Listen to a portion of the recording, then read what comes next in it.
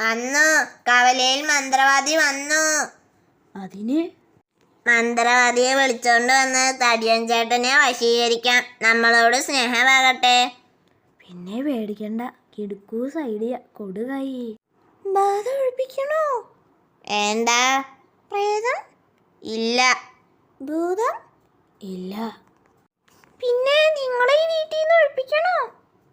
തടിയൻ ചേട്ടന് ഞങ്ങളുടെ ശത്രുത തോന്നാതെ വശീകരിച്ച് സ്നേഹം തോന്നിക്കണം. ശരി. തടിയൻ സ്വാഹ. ഈ മുട്ട പുഴുങ്ങി തടിയന് തിന്നാൻ കൊടുക്കുക. ശുഭം. തിന്നോ തടിയേട്ടാ? നല്ല ടേസ്റ്റ്. കെട്ടുപിടിക്കാൻ തോന്നുന്നു. മൈ ചങ്സ്.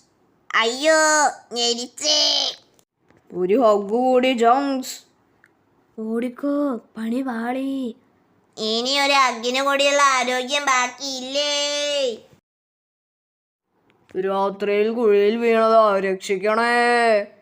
രാത്രി മുഴുവൻ കുഴിയിൽ കിടന്നോ? ഷോ പാവങ്ങൾ. ബാ ബാ, കേറി ബാ.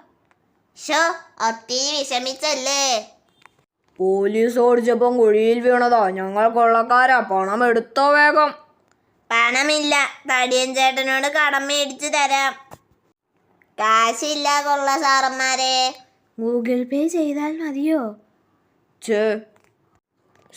കാശൊന്നും ഇല്ലടേ. ആരെയെങ്കിലും കൊള്ളയടിക്കാൻ ഹെൽപ്പ് ചെയ്യൂ പ്ലീസ്. പാവങ്ങൾ, വേദനിക്കുന്ന കൊള്ളക്കാർ.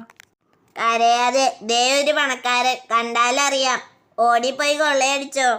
ഞങ്ങൾ സാറിനെ കൊള്ളയടിച്ചിരിക്കുന്നു. യു ആർ അണ്ടർ കൊള്ളയടി. അയ്യോ. അയ്യേ, പുട്ടുപൊടി. പുട്ടുപൊടി വിൽപ്പനക്കാരനാണ്. ലുക്ക് കണ്ടാൽ റിച്ച് ആണെന്ന് തോന്നുമെന്നേ ഉള്ളൂ. ദേ ഒരു മ്രാക്കി. മ്രാക്കിയല്ല, മാക്രി. ഓക്കെ, ജസ്റ്റ് നാക്ക് ഉളുക്കിയതാ. ഇനി തവള എന്ന് പറഞ്ഞാൽ മതി, നാക്ക് ഉളുക്കില്ല. ശരി, തളവ. വേണ്ട, ഒന്നും പറയണ്ട, ചുമ്മാ നടന്നോ. തവള അങ്ങോട്ട് പോകുമ്പോൾ ആ ഡയറക്ഷനിൽ പാമ്പ് ഇല്ലെന്ന് മനസ്സിലാക്കാം. തവള ആ ചെടിക്കൂട്ടത്തിലേക്ക് ചാടി. അതിൻ്റെ അർത്ഥം എന്താ? ആ റിയാക്ഷനിൽ പാമ്പില്ലെന്ന്. റിയാക്ഷൻ അല്ല, ഡയറക്ഷൻ. കേട്ടോ, തവള പാടുന്നു. പാമ്പില്ല, ധൈര്യമായി വാ, ആ പൂക്കൾ പറിച്ചെടുക്കാം.